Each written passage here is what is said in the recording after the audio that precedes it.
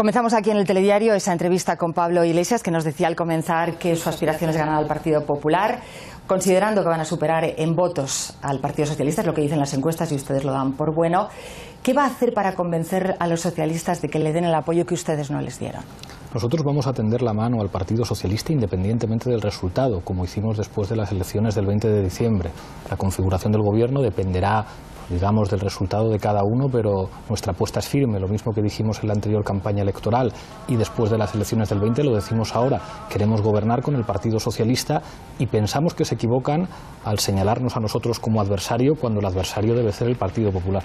Pero entonces hubo obstáculos, no sé si uno de ellos fue la convocatoria de un referéndum en Cataluña. ¿Estarían dispuestos a ceder en ese punto, si fuera necesario? Nosotros dijimos siempre que estábamos dispuestos a dialogar sobre cualquier cuestión, que nosotros teníamos y mantenemos una posición sobre la cuestión catalana en la que pensamos que sería bueno que hubiera una consulta, pero que estamos dispuestos a dialogar con el Partido Socialista y además a sugerir que quizá el protagonismo deberían tenerlo las fuerzas políticas catalanas en este aspecto. ¿Pero eso quiere decir que se lo replantearían si fuera una de las condiciones para formar gobierno? Nosotros no vamos a plantear ninguna línea roja. Vamos a ¿Ni siquiera esa? Ninguna línea roja en una negociación. Nosotros vamos a ser coherentes con nuestro planteamiento. Hasta la fecha no conocemos ninguna propuesta mejor que la del referéndum y quizá porque es una buena propuesta nosotros somos la primera fuerza política en Cataluña, pero si el Partido Socialista tiene una mejor, pues la discutimos. En cualquier caso, dudo mucho que esa cuestión pueda ser un obstáculo para que formemos gobierno, que es algo necesario en este país. ¿Va a ir Íñigo Errejón a las negociaciones? Lo digo porque hay quien dice que es más fácil con él que con usted. Bueno, yo creo que nosotros tenemos un equipo de muchos compañeros que negocian muy bien y creo que además todos pensamos muy parecido respecto a cómo tienen que ser las negociaciones y yo volveré a contar con los mejores. Volviendo a esa posibilidad de convocar un referéndum en Cataluña, que es una de las cuestiones que ellos desde el Partido Socialista han señalado como un impedimento para llegar a un acuerdo, ¿esa convocatoria sería con un cambio en la Constitución o no? Hay fórmulas jurídicas más que viables, como han señalado algunos expertos en derecho constitucional.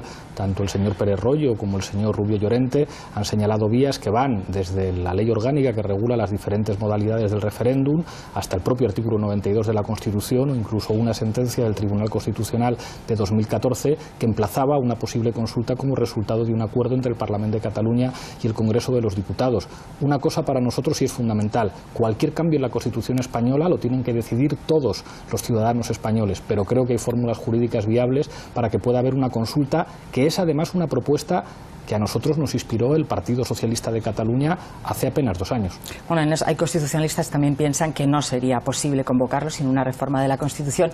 En cualquier caso, la reforma de la Constitución la harían con el resto de los partidos políticos. ¿Seguir adelante con esa convocatoria? ¿Tratarían de conseguir un consenso?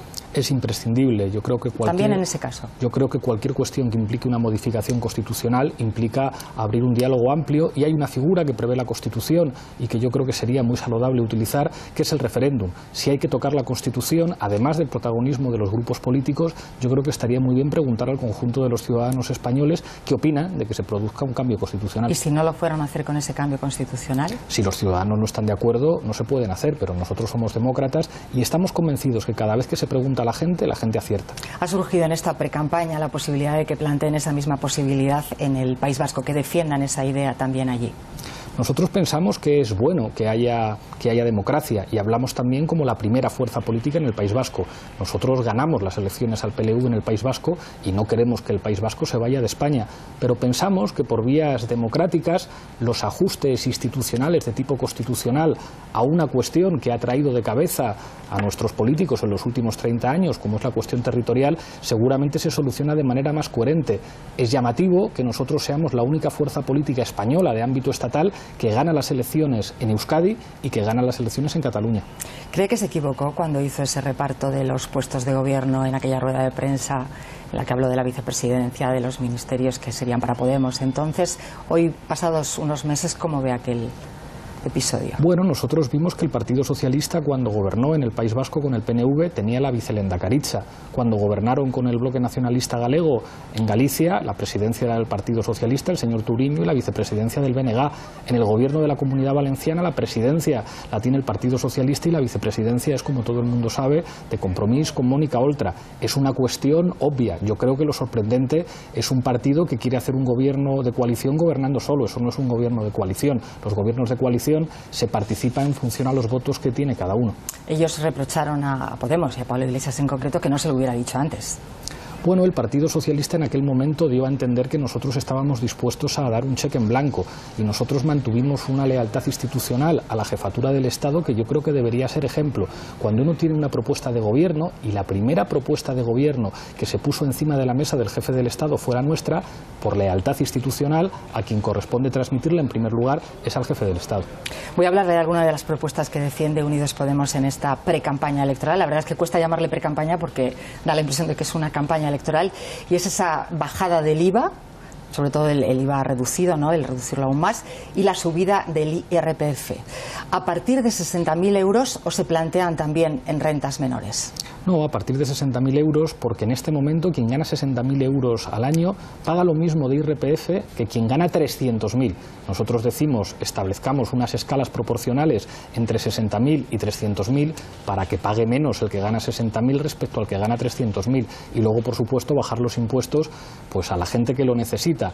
Un IVA de un 4% a los productos de primera necesidad nos parece del todo sensato. Venimos de experiencias de gobierno en los que las subidas del IVA afectan por igual a quien más tiene y a quien menos tiene, lo cual es una injusticia. Nosotros entendemos hay que bajar los impuestos a la mayoría social y hay que subírselos a la minoría que no ha sido lo suficientemente solidaria. ¿Eso es suficiente para cumplir con las exigencias de Bruselas? Recordamos esa cifra que se baraja todos los días y que se menciona, los 8.000 millones de euros procedentes del déficit. ¿Con eso se recauda suficiente? Eso es imprescindible. Yo creo que un gobierno tiene muy poquitas opciones fiscales cuando tiene que cumplir sus obligaciones con Europa. Hay algunos que prefieren recortar en sanidad o recortar en pensiones. Nosotros preferimos hacer una reforma fiscal más progresiva que nos acerque un poquito a la media europea en presión fiscal, que estamos 5 puntos por detrás de la media europea. Y con respecto a Europa, decimos lo mismo que el primer ministro de Portugal y que el primer ministro de Italia. Hay que reducir el déficit, sí, pero a un ritmo menor. ¿Se plantean aumentar el gasto público? Porque eso haría que aumentara más el déficit. Es imprescindible aumentar el gasto público sin necesidad de que eso aumente el déficit, haciendo una reforma fiscal sensata, entre otras cosas, porque eso sirve para resolver los problemas de demanda interna. Hay algunos que decían, reduciendo los salarios y precarizando las condiciones de empleo se solucionan los problemas, pero entonces la gente pierde su capacidad de consumo. En las economías de mercado se fundamentan en última instancia en la capacidad de consumo. Si excluimos del consumo a buena parte de la población, y en España 1 de cada 3 ciudadanos está en situación de pobreza, tenemos un problema no solo de justicia social, un problema económico.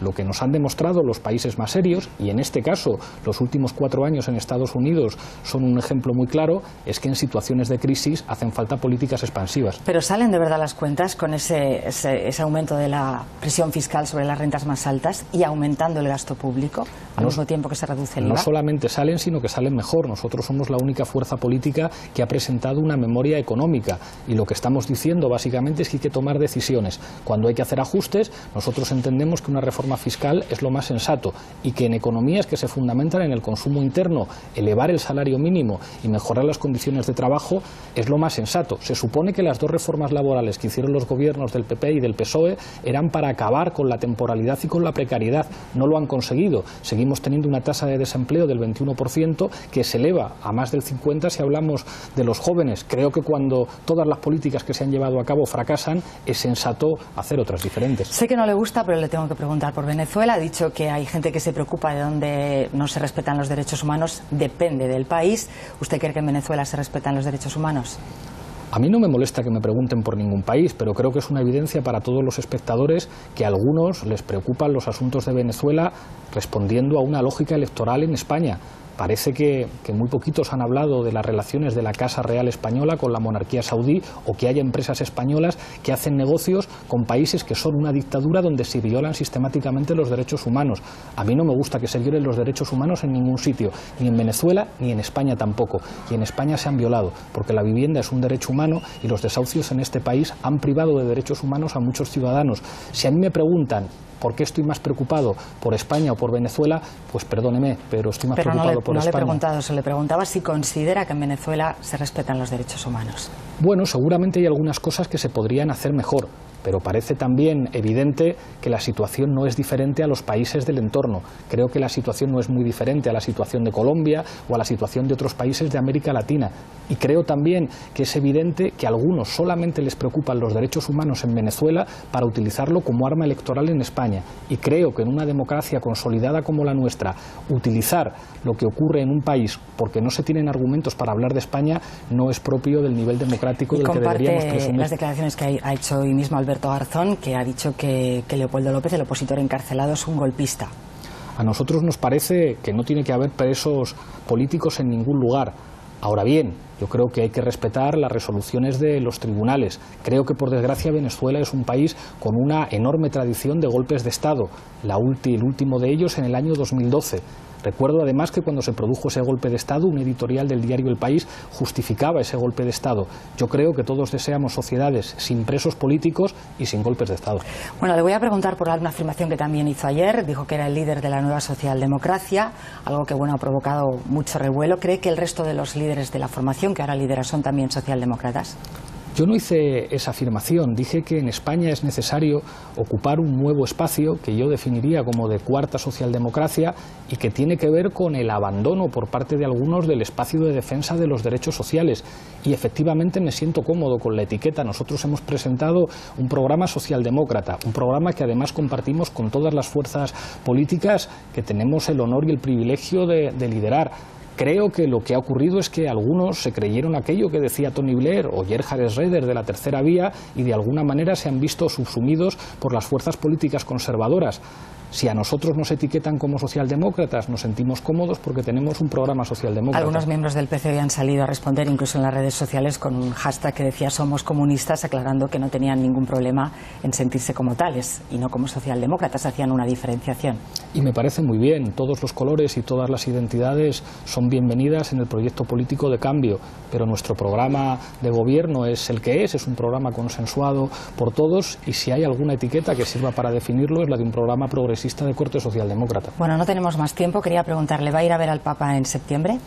Si está dispuesto a recibirme, para mí será un honor. Tengo mucho interés en poder conversar de tú a tú con Jorge Bergoglio, le tengo mucha admiración a pesar de las diferencias y ojalá sea posible. Y una pregunta más, hoy está en la portada de un periódico, ¿por qué Pablo Iglesias lleva corbata? Como la lleva, aprovecho para preguntárselo. Siempre contesto la verdad. Me la regaló a Ana Rosa y la verdad es que creo que no me queda mal y me veo muy a gusto con ella. Muy bien. Pablo Iglesias, muchas gracias por estar con nosotros en el Telediario. Un placer, hasta pronto. Buenas noches.